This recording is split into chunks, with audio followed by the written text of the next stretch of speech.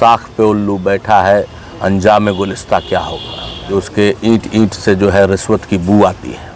व्यक्ति ने आत्मदाह कर लिया तो उसमें पैसा नहीं मिला इस अंचल को, तो ऐसा ज़मीन थमा दिया कि ज़िंदगी में उसको ज़मीन नहीं होगा। 50 लाख रुपये इकट्ठा ज़मीन लेला, 50,000 रुपया दाखिल खारिज देवे लगी ना हो।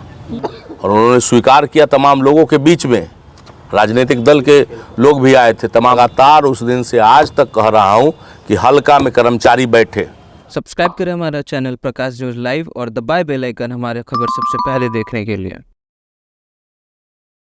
आज की प्रेस वार्ता जो है अंचल में व्याप्त भ्रष्टाचार और एनटीपीसी द्वारा जो स्थानीय लोगों की उपेक्षा है उसके खिलाफ जो हम लोग आगामी 4 तारीख को जो आंदोलन करने जा रहे हैं उसके लिए प्रेस वार्ता बुलाया था। जैसा कि किसी शायर ने कहा है, बर्बाद गुलिस्ता करने को एक साख पे उल्लू काफ़ी था, हर साख पे उल्लू बैठा है, अंजाम गुलिस्ता क्या होगा। आप अंचल जाके देखिए, आप अंचल में आपको लगेगा कि उसके ईंट ईंट से जो है रिश्वत की बू आती है। किन तरह के भ्रष्टाचार के मामले अब तक आपके संज्ञान में आया है? आप कोई भी मामला बता दीजिए जो बिना भ्रष्टाचार का नहीं संभव हुआ हो। एक व्यक्ति ने आत्मदाह कर लिया, एक व्यक्ति ने आत्मदाह कर लिया तो उसमें पैसा नहीं मिला इस अंचल को, तो ऐसा ज़मीन थमा दिया कि ज़िंदगी में उसको ज़मीन नहीं होगा। तो बिना भ्रष्टाचार मतलब मरे हुए आदमी पे लाश को भी बिना पैसा लिए ये लोग सही सामान नहीं दे सकते हैं। यह स्थिति है अंचल की। दाखिल खारिज इन सब के मामले में दाखिल खारिज का तो बताना नहीं है। अब तो रेवेन्यू जो बाजार का मार्केट वैल्यू जो है, सरकार जब रजिस्ट्री आप कराने जाइएगा ज़मीन तो MVR जो सरकार का रेट है उस पर रजिस्ट्री होता है। यहाँ पे जो दाखिल खारिज होता है वो बाजार मूल्य पर उसका तय होता है। 50 लाख रुपये इकट्ठा ज़मीन लेला, 50,000 रुपया दाखिल खारिज देवे लगी ना हो। तो ये स्थिति सुनने को आ रहा है। तो अब तो मतलब कोई विकल्प ही नहीं है, अब तो इस पार या उस पार। सवाल यह है कि एक ब्लॉक प्रमुख को आंदोलन करने की नौबत आ रही है, ब्लॉक में उनकी बात को सुनी नहीं जा रही है। हमने पहले भी प्रयास किया था कि चीज़ें, इससे पहले के पदाधिकारी के बारे में बताया जाता था कि बहुत ऐसे हैं, बहुत गड़बड़ करते हैं। मैंने उनको बुलाया, उनको समझाया, उन्होंने परिस्थितियां बहुत बेहतर हुई। लेकिन जब से ये पदाधिकारी आई हैं और ये महिला होने का ये बहुत नाजायज़ फ़ायदा उठाती हैं, हम लोग कुछ उस तरीके से बोल नहीं पाते हैं जिसका वो बहुत नाजायज़ फ़ायदा उठा। पिछले दिनों भी आपने आंदोलन की चेतावनी दिए थे, लेकिन 24 घंटे में सब कुछ आंदोलन देने की चेतावनी जो हमने दी थी तो आंदोलन जनता के विषयों पे दिया था।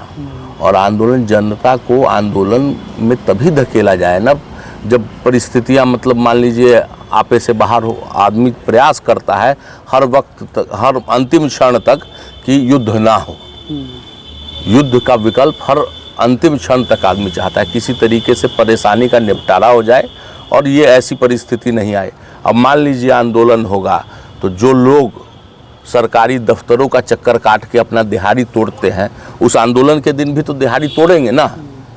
तो वो लुटेरी पदाधिकारी को अगर उस चीज़ को नहीं समझना, मेरा काम तो है समझना ना, मुझे तो समझना पड़ेगा। मेरे लोग हैं वो, मुझे पता है कि अगर एक दिन वो 500 रुपया नहीं लेके आएंगे तो रात में सब्जी नहीं बनेगा। तो पिछले बार की तरह ही बंद कमरे में बैठक होकर के सब कुछ ठीक? बंद कमरे में बैठक, मैं अपने तमाम राजनीतिक जीवन में मुझ पे ऐसा आरोप न लगा है, न आगे लगेगा। बंद कमरे में मैं गरीब जनता को आंदोलन में झोंकने से रोकने के लिए किया था कि किसी प्रकार से, और मैंने नहीं किया था बंद कमरे में बैठक जो हुई, विधायक जी ने मुझे फ़ोन करके बुलाया सर्किट हाउस में। सर्किट हाउस गया, मैं जाके बात किया, वहाँ पे उन्होंने कहा कि आगे से ऐसे कभी कोई शिकायत नहीं आएगी। फिर मैंने कहा कि नहीं, लोग सब हैं, सब लोग के सामने बात कीजिए। तो उन्होंने बाकायदा बैठक की तिथि तय की जिसमें टोटल कर्मचारी आए, खुद ये आई अंचलाधिकारी आई, और उन्होंने कहा कि जो भी परिस्थितियाँ बनी वो आगे नहीं बनेंगी। और उन्होंने स्वीकार किया तमाम लोगों के बीच में राजनीतिक दल के लोग भी आए थे, तमाम लोगों के बीच में, लेकिन उन्होंने बिट्रे किया। एक भी जनता अगर बता दे कि हाँ सहूलियत से काम अंचल में होता है, तो मैं, जब आप कहिए आंदोलन क्या कहा, मैं कभी किसी आंदोलन जिंदगी में, तमाम उम्र में आंदोलन का नाम नहीं लूँगा। उसके बाद से सुधरा नहीं है अभी अंचल का कोई बेहतरी नहीं है। मैं लगातार उस दिन से आज तक कह रहा हूँ कि हल्का में कर्मचारी बैठे, किसी हल्का में कोई बता दे कि कर्मचारी नियमित तौर पे बैठता हो। अटर्नी से भरा रहता है पूरा कार्यालय, हल्का कार्यालय का। अटॉर्नी के बाद घिटौड़नी भी है। अटॉर्नी लोग तो बड़ा लोग हो गया, घिटौड़नी लोग को घिटौड़ता है। कहाँ है? पहले युद्ध टालने की प्रयास थी, अब युद्ध छिड़ गई है। युद्ध नहीं, युद्ध मतलब याचना किया जाता है, दो न्याय अगर तो आधा दो का वाला बात है। हम नहीं है तब याचना नहीं, अब रण होगा। आंदोलन क्या कुछ है उसका रूपरेखा क्या? आगामी 4 तारीख को तमाम लोग अपना जो आक्रोश है उसको, आक्रोश का प्रदर्शन करने यहाँ आएंगे। पहला प्रदर्शन अंचल पे होगा पहले हाफ में, और सेकेंड हाफ में हम लोग प्रदर्शन जो है NTPC गेट पर करेंगे। दोनों जगह प्रदर्शन करेंगे। यह हमारे आंदोलन के प्रथम चरण के रूप में होगा। इसके बाद भी अगर प्रशासन के कान जू नहीं रेंगता है तो फिर हम लोग समाहरणालय जाएंगे, समाहरणालय को घेरेंगे, और उसके बाद भी नहीं होता है तो फिर उसके बाद अनशन की प्रक्रिया में आगे बढ़ेंगे। जन जागरूकता भी करेंगे आंदोलन में लोगों को? बिल्कुल जन जागरूकता नहीं, मैं लोगों से अपील करता हूं, जिन लोगों का भी अंचल कार्यालय से कोई मामला अटका हुआ है, जिन लोगों का NTPC से मामला अटका हुआ है, तो कल से लगातार जो है कि चुन्नू चौधरी जी मेरे कार्यालय में बैठेंगे सुबह से शाम तक। जिन लोगों को भी जो भी समस्या हो वो सब लोग आके एनलिस्ट कराएं, क्योंकि उस दिन का जो मेमोरेंडम बनेगा उसमें तमाम मामलों का जिक्र करेंगे हम लोग, जिसकी एक प्रतिलिपि यहाँ जिलाधिकारी को भी देने का काम करेंगे और माननीय मंत्री राजस्व विभाग को भी देने का काम करेंगे कि किस प्रकार जो है से घूसखोरी में लिप्त यह विभाग चल रहा है। NTPC का क्या मामला है? NTPC का मामला आप जानते ही हैं कि लगातार जो है कि हम लोगों के क्षेत्र में जो है हम लोग विभिन्न प्रकार का जो है समझिए कि दोहन और शोषण का सामना कर रहे हैं। भूगर्भ जल की स्थिति, वातावरण की स्थिति, तमाम स्थितियों में प्रतिकूल प्रभाव पड़ा है। उसके एवज में मान लीजिए सरकार द्वारा जो निर्धारित है कि CSR एलोकेशन होना चाहिए, और CSR के लिए जो गाइडलाइंस है उसमें साफ तौर पे लिखा हुआ है कि स्थानीय क्षेत्रों में प्राथमिकता के आधार पर काम होना चाहिए, जो कि किया नहीं जा रहा है। NTPC का खुद का जो CSR का गाइडलाइन है उसमें है कि VDAC बनती है, विलेज डेवलपमेंट एक्शन कमेटी बनती है।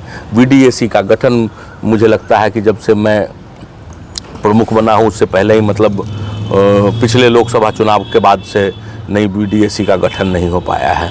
तो इस तरीके से जो है लगातार मतलब स्थानीय क्षेत्रों के साथ अन्याय हो रहा है, गद्दोहन शोषण के साथ अन्याय भी हो रहा है। CSR का जितना एलोकेशन यहाँ मिलना चाहिए नहीं मिल रहा है। स्थानीय लोगों को जो नौकरियों में जितनी भागीदारी मिलनी चाहिए उतनी नहीं मिल पा रही है।